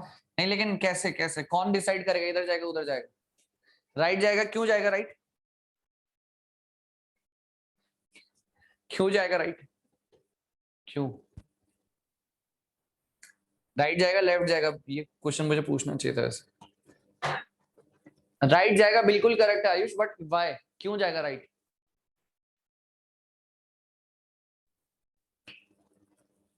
हीट ऐड करने तो वॉल्यूम बढ़ेगा। हाँ हीट ऐड करने तो वॉल्यूम बढ़ेगा। प्रेशर कांस्टेंट है, expansion, yes yes correct. But आप एक चीज देखो, उसने बोला कि प्रेशर कांस्टेंट, आप हीट एडिशन कर रहे हो तो आपको पता है प्रेशर बढ़ना चाहिए, बट उसने बोला कि प्रेशर कांस्टेंट मेंटेन्ड है। प्रेशर कांस्टेंट तभी मेंटेन हो सकता है जब आप ज्यादा वॉल्यूम इंक्रीज कर रहे हो। कहने का मतलब ये आपके पास ऐसा कुछ है, ये आपके पास पिस्टन सिलेंडर अरेंजमेंट है, लेट्स सपोज, ठीक है। आप हीट प्रोवाइड कर रहे हो उसको, अब हीट प्रोवाइड करो, अगर आप पिस्टन का मूवमेंट नहीं कराओगे तो आपको पता है कि यहाँ पे प्रेशर इंक्रीज करेगा। बट क्वेश्चन में मेंशन है कि कांस्टेंट प्रेशर पे हीट एडिशन हुआ है। कांस्टेंट प्रेशर तभी मेंटेन हो सकता है जब ये जो पिस्टन है ये थोड़ा मूवमेंट करे ऊपर की तरफ, एंड ऑब्वियसली बात है ये क्या हो जाएगा, वॉल्यूम इंक्रीज हो जाएगा उसका। हाँ वही वही वही चीज मैं बात कर रहा हूँ, volume will increase because pressure आपने कांस्टेंट रखा है। वॉल्यूम इंक्रीज कर रहा है उसका रीजन सिर्फ ये है क्योंकि आपने प्रेशर कांस्टेंट मेंटेन कर रखा है। लेट सपोज आपका प्रेशर से कोई लेना देना नहीं है, तो डेफिनेटली आपका क्या होता है, प्रेशर भी इंक्रीज करता है हीट एडिशन के साथ। हीट एडिशन के साथ प्रेशर इंक्रीज नहीं कर रहा है, इट मींस वॉल्यूम का एक्सपेंशन हो रहा है कहीं ना कहीं, मतलब कहीं ना कहीं वॉल्यूम इंक्रीज कर रहा है। तो ये चीज आपको रिलेट करना आना चाहिए, ठीक है, ये चीज रिलेट करना आना चाहिए। So it will be like this की, ठीक है। तो यहाँ पे अगर आप बनाओगे तो ये आपका कंप्रेशन हुआ आइसोथर्मली 1 से 2, constant pressure heat addition,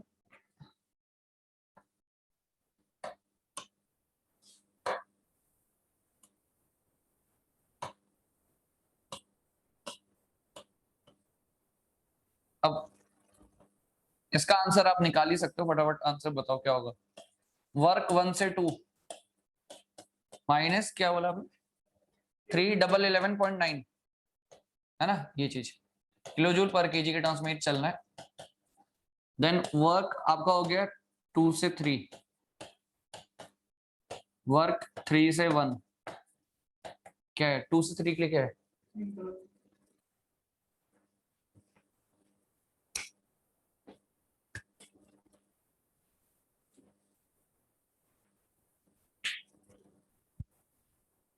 question में अगर ऐसा होता कि if volume has to remain constant then pressure will increase, समझ रहे हो, दोनों बात को समझ लेना। कि अगर वॉल्यूम कांस्टेंट रखते हैं, जैसे यहाँ पे बोला कि प्रेशर कांस्टेंट है, आप हीट दे रहे हो सिस्टम को और वॉल्यूम कांस्टेंट रखा हुआ, तो ऑटोमेटिकली आपको पता है प्रेशर विल इंक्रीज, है ना। ये चीज याद रखना, क्योंकि जैसे आपका ये उसने कंप्रेशन बोला, ऐसा भी हो सकता था प्रोसेस, ये आइसोथर्मल कंप्रेशन हुआ आपका 1 से 2, ठीक है, ऐसा कुछ, है ना। ये 1 से 2 आपका आइसोथर्मल कंप्रेशन हुआ, उसके बाद उसने बोला कि वॉल्यूम कांस्टेंट और हीट एडिशन कर रहे हैं, तो वॉल्यूम कांस्टेंट, है ना, और वॉल्यूम कांस्टेंट और हीट एडिशन कर रहे हैं, वॉल्यूम कांस्टेंट, हाँ volume constant and heat addition कर रहे हैं, तो वॉल्यूम कांस्टेंट ऐसे भी हो सकता है, आइदर दिस और आइदर दिस, तो बट ऊपर जा रहा है बिकॉज सिंपल रीजन कि जब आप वॉल्यूम कांस्टेंट रखते हो तो प्रेशर को इंक्रीज करेगा ही करेगा, और जितना आप हीट दे रहे हो, तो वो चीज आप रिलेशन याद रखना, ठीक है। तो वॉल्यूम कांस्टेंट रखोगे तो प्रेशर तो बढ़ेगा ही बढ़ेगा, वो चीज है, तो फिर ये ऐसे बन जाता है डायग्राम, इस तरीके से, ठीक है। तो हमेशा ये चीज डिसाइड कर लेना चाहिए कि क्वेश्चन में बोला क्या है एंड उसके हिसाब से क्या पॉसिबल हो सकता है, तो आप थोड़ा सा सोचोगे तो आपको खुद ही आइडिया लग जाएगा। एंड फटाफट इसका आंसर बताओ कितना आ रहा है, तो इसमें टाइम की लगने वाली तो बात ही नहीं है कुछ। 2 से 3 के लिए वर्क कितना आ रहा है, 2 से 3 के लिए वर्क का वैल्यू कितना आ रहा है, जल्दी बताओ।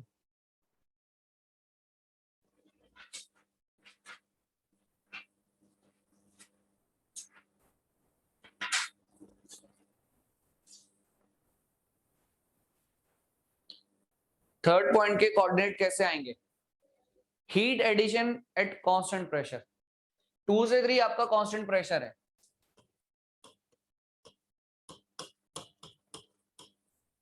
तो you can write pressure constant है तो आपके पास रिलेशंस क्या होंगे अवेलेबल, प्रेशर कांस्टेंट ना, तो V बाई टी वाला ratio constant, V by T का रेशियो कांस्टेंट मतलब V1 कौन से प्रोसेस 2 से 3 ना, तो V2 by T2 equals to V3 by T3, इसको यूज करो।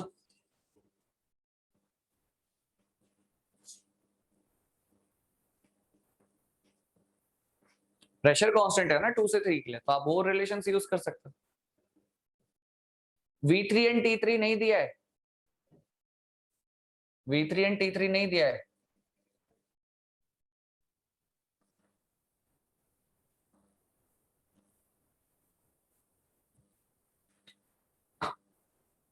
थ्री से और 1 के बीच में क्या हो रहा है, आइसेंट्रोपिक एक्सपेंशन, कहीं ना कहीं से तो पॉसिबल होगा कि नहीं होगा पॉसिबल, थोड़ा सा सोचो एक बार, आपको हिंट मिल जाएगा। आप 3 को देख रहे हो तो 3 का रिलेशन 2 के साथ है तो 1 के साथ भी तो है, तो क्या क्या पॉसिबल हो सकता है। हाँ हाँ वही वही,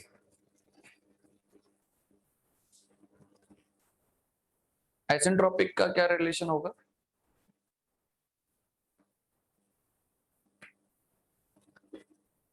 प्रॉपर्टी रिलेशंस देखो, 3 से 1 आपका क्या हो रहा है, 3 से 1 आपकी प्रोसेस हो रही है आइसेंट्रोपिक एक्सपेंशन ना, प्रेशर इनटू वॉल्यूम की पावर गामा कांस्टेंट, अच्छा गामा क्या लेंगे, उसने गैस बोल रखा मतलब एयर बेसिकली हम लेंगे 1.4, तो हम क्या लिखना चाहिए हमें प्रॉपर्टी रिलेशन, 3 से 1 के लिए मैं लिखूंगा हमारी इनिशियल, देखो इनिशियल ये है फाइनल ये है, ठीक है, 3 से 1 जा रहे हो आप, तो आप लिखोगे, आपके पास क्या था V1 बाई V2 ना, तो आप लिखोगे V3 बाई V1 की power gamma -1 equals to P2 मतलब फाइनल वाला P1 बाई P3 की power gamma -1 upon gamma equals to T1 by T3। आप ये चीज याद रखो, हम जनरली जो रिलेशंस हमने कैसे याद करे थे 1 से 2 के लिए ना, वेयर 1 आपका इनिशियल स्टेट होता था, 2 फाइनल स्टेट होता था, यहाँ पे प्रोसेस क्या है 3 to 1, तो 3 is the initial state, 1 is the final state, तो उसके अकॉर्डिंगली रिलेशंस आ जाएंगे, ठीक है, ये चीज। अब आंसर बता भी दो,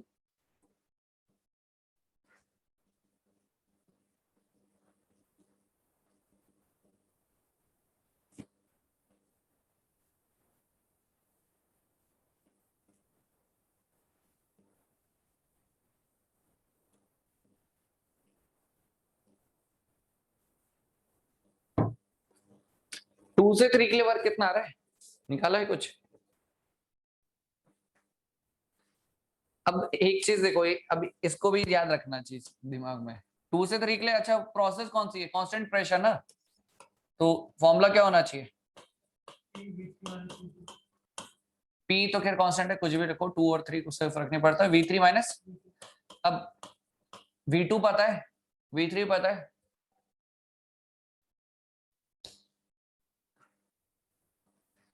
क्या इसको हम ऐसा लिख सकते हैं,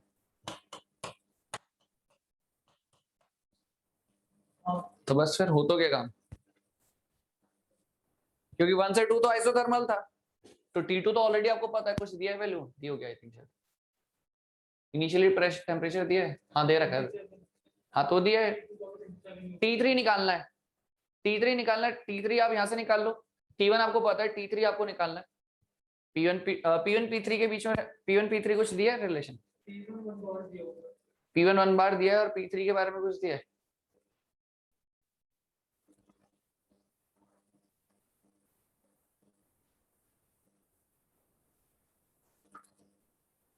one bar 227 degree volume 1 bite, हाँ तो ठीक है ना, तो यहाँ से ये ऐसे थर्मल और यहाँ से प्रेशर निकाल लो, सॉल्व करो, आंसर कितना आएगा, T2 आपको पता है क्योंकि 1 से 2 आइसोथर्मल है, T3 निकाल लो एक बार बस,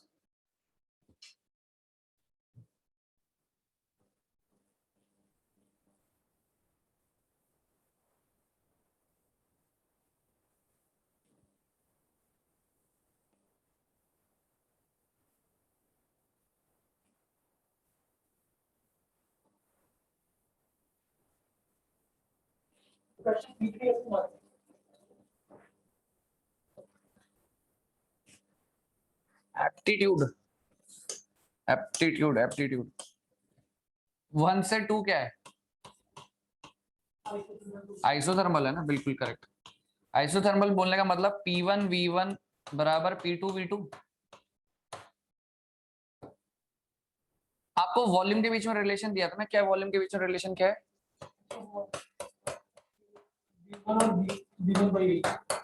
मतलब V2 is equals to 1/8 of initial, मतलब इस तरीके से, यही है ना, तो बस फिर, तो इसको बोलते हैं एप्टीट्यूड पार्ट, P1 वही रहेगा, 2 और 3 बराबर है ना कि नहीं बराबर है, हाँ तो P2 बराबर P3 है, ये एप्टीट्यूड है बस, समझ में आएगी नहीं आई, सर नो देखो,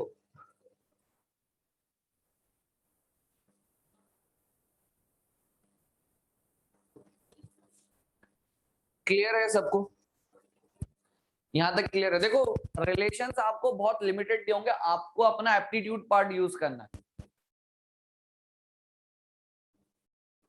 अब आंसर बता दो बस किसी भी तरीके से, ठीक है, अब तो आंसर आ ही जाना चाहिए,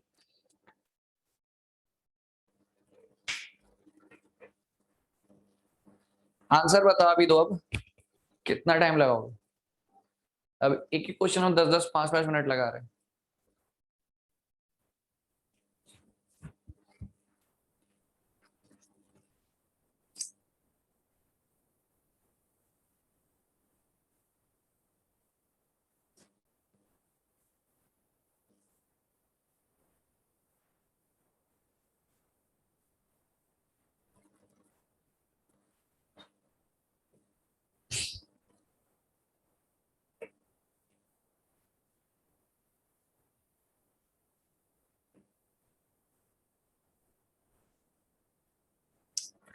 अबे निकाल भी दो यार तुम लोग,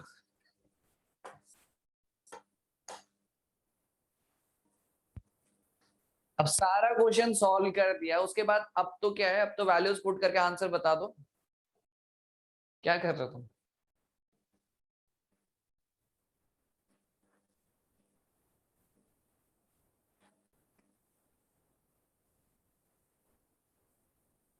कैलकुलेटर है ना उसका यूज करना आना चाहिए स्पीड से, वो भी हाथ थोड़े तेज चलाया करो,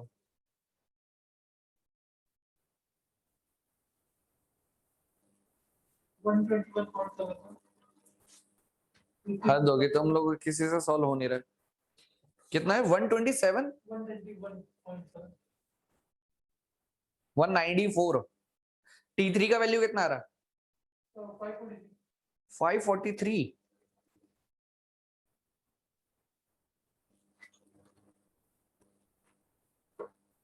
यहाँ क्वेश्चन में क्या दिया है?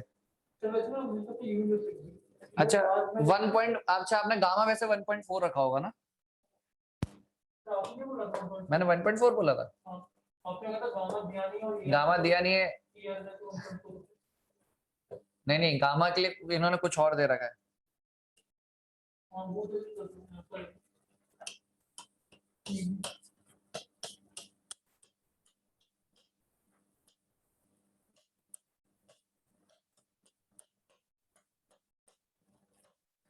इसलिए क्वेश्चन पूरा पढ़ना जरूरी है। क्वेश्चन जो वैल्यूज दिए तो ऑब्वियसली बात है वहां से निकल जाएगा। अगर नहीं दिया होता तो बात अलग थी। सॉल्व करके निकालोगे गामा का वैल्यू कितना आएगा? 1.6 आना चाहिए आई थिंक 1.66। सिद्धार्थ 543 689 आ रहा है टेम्परेचर T3। गामा बेसिकली निकल जाएगा क्योंकि Cp एंड R दिया। देखो Cp एंड R इसलिए दिया ताकि आप R is equals to Cp minus Cv से Cv निकालो। Cp एंड Cv दोनों निकल गया तो gamma equals to Cp by Cv and then gamma निकल गया 1.66। तो इस रिलेशन में रखोगे तो यहाँ से मतलब इसमें रखोगे तो आंसर आ जाएगा। ठीक है, तो देखो वही चीजें अगर हम एक भी चीज मिस करते हैं तो क्वेश्चन गलत हो जाएगा। तो T3 में फाइनली यहाँ पे वैल्यू लिख लेता हूँ। T3 का जो आंसर वैल्यू आ रही है यहाँ से इसको चेक कर लेना। T3 का वैल्यू आ रहा है इट इज अराउंड 689। हाँ मतलब 685 ठीक है, करेक्ट है वो 685। चलो ठीक है 1.66 ही रखा ना वैल्यू। चलो ठीक है, चेक कर लेना 689 समथिंग वैसे वैल्यू आ रही है। एंड यहाँ से वर्क जो आ रहा है 2-3 वाला ये आ रहा है इट इज अराउंड 194.7। ठीक है, वर्क 2 से 3 एंड वर्क आप 3 से 1 आप निकाल सकते हो। कौन सा है? रिवर्सिबल एडियाबैटिक, तो वो चीज R T3 माइनस T1 करो क्योंकि टेम्परेचर हमें पता है तो हम ये यूज कर लेना, ज्यादा बेटर है।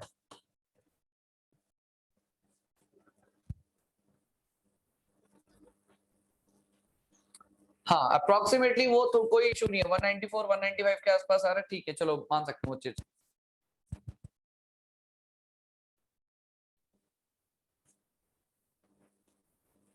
ठीक है, क्योंकि जिसने भी निकाला है आंसर मतलब जिस स्टूडेंट ने प्रीवियसली निकाला है सॉल्व उसका मैं आंसर बता रहा हूँ 689.4। हाँ ठीक है, T3 अराउंड 689 समथिंग आ रहा है, चेक कर लेना वो चीज। लास्ट वाला वर्क हाँ 291.58 आ रहा है इसमें।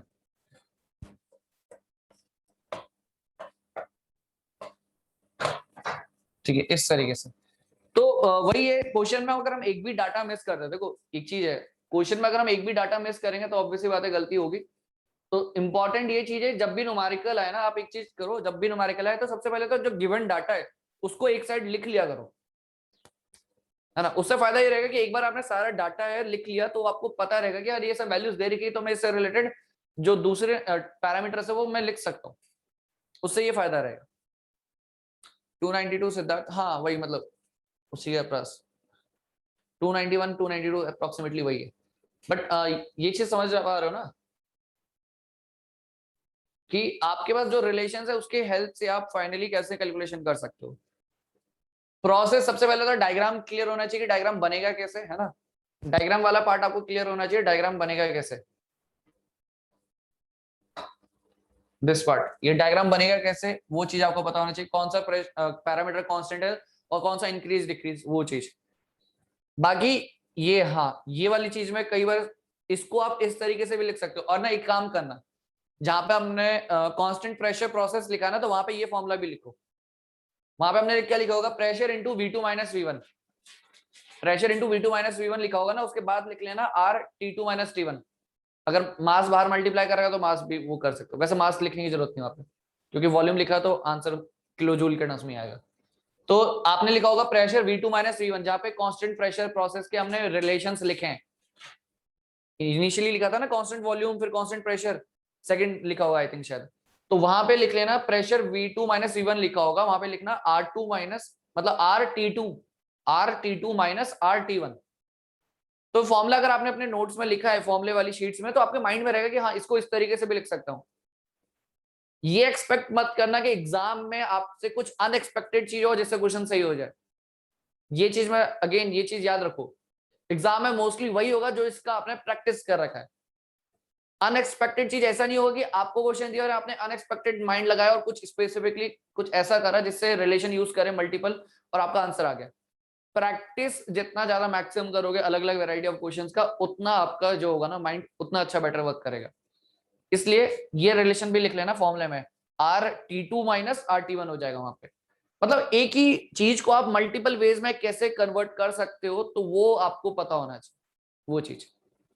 ठीक है, फाइनली आंसर आएगा इसके, सॉल्व करके ऐड करके देख लेना कितना वैल्यूज आ रही है। ठीक है, हमने तीनों बार लिख लिया, बट कैसे निकाले वो भी चीज देख लेना, है ना। रिलेशंस 1 एंड इसका यूज करा हमने, ये 3 से 1 की ये वाली इक्वेशन यूज करके यहाँ से P1/P3 हमने निकाल लिया और ये रिलेशन दिया था। ठीक है, तो ये क्वेश्चन बहुत मतलब अच्छा क्वेश्चन है। इससे क्या होगा आपका ना पूरा रिवीजन हो चुका होगा। इस पर्टिकुलर क्वेश्चन को अगर आप एक बार जाके घर से दोबारा ट्राई करना, इस क्वेश्चन को दोबारा ट्राई करने से फायदा ये होगा कि आपका एक रिवीजन हो चुका होगा कि यार कैसे, एक तो पहले डाटा को आप पहले नोट डाउन करो, उस डाटा से आप फिर पहले एक डायग्राम बनाओ एंड कैसे आप अलग अलग रिलेशन यूज करके क्वेश्चन सॉल्व कर सकते हो। तो कभी भी जब भी आप थर्मोडायनामिक्स का रिवीजन करोगे फर्स्ट लॉ ऑफ थर्मोडायनामिक्स का, तो ये क्वेश्चन को जरूर इंक्लूड करना अपने एनालिसिस में, मतलब रिवीजन पार्ट में। तो इससे क्या होगा ना, आपको ज्यादा क्वेश्चन नहीं करने, क्वेश्चन एक ऐसा उठाओ जिसमें मल्टीपल चीजें एक साथ हो। तो ये वो क्वेश्चन है जिसमें बहुत सारी चीजें इंक्लूडेड है। तो इस क्वेश्चन को आपने प्रैक्टिस कर लिया, मतलब आपने फर्स्ट लॉ ऑफ थर्मोडायनामिक्स का ही इजीली आपने क्या कर लिया, प्रैक्टिस कर लिया, उससे रिलेटेड जो क्वेश्चन है। तो ये बेस्ट रहेगा उससे। ठीक है, चलो आज क्लास ये एंड करें, कल फिर स्टार्ट करेंगे हम स्टडी फ्लो एनर्जी इक्वेशन, है ना, वो पार्ट हमारा बस है, फिर देन हमारा first law of thermodynamics and हो जाएगा वो चीज। ठीक है, चलो then thank you so much, है ना। कल मिलते हैं, कल फ्राइडे, हाँ कल टोम होगा, टोम कल फ्राइडे है ना। कल ऐसा करते हैं हम थ्योरी मशीन रखते हैं, ठीक है, थ्योरी मशीन रखें, या फिर हम ऐसा कर सकते हैं संडे को, सैटरडे एंड संडे को करते हैं। कल ऐसा करते हैं थ्योरी कल नहीं रखते हैं, कल हमारा थर्मोडायनामिक्स ही चलेगा, सैटरडे एंड संडे। सैटरडे को भी हम रखेंगे, सैटरडे एंड संडे को हम थ्योरी मशीन रखते हैं। ठीक है, टाइमिंग यही, टाइमिंग सेम है, टाइमिंग थर्मोडायनामिक्स का वही 5 से 7 आपका जो है वही चलेगा। सैटरडे एंड संडे को हम रखेंगे थ्योरी मशीन। ठीक है, चलो okay then, thank you, okay.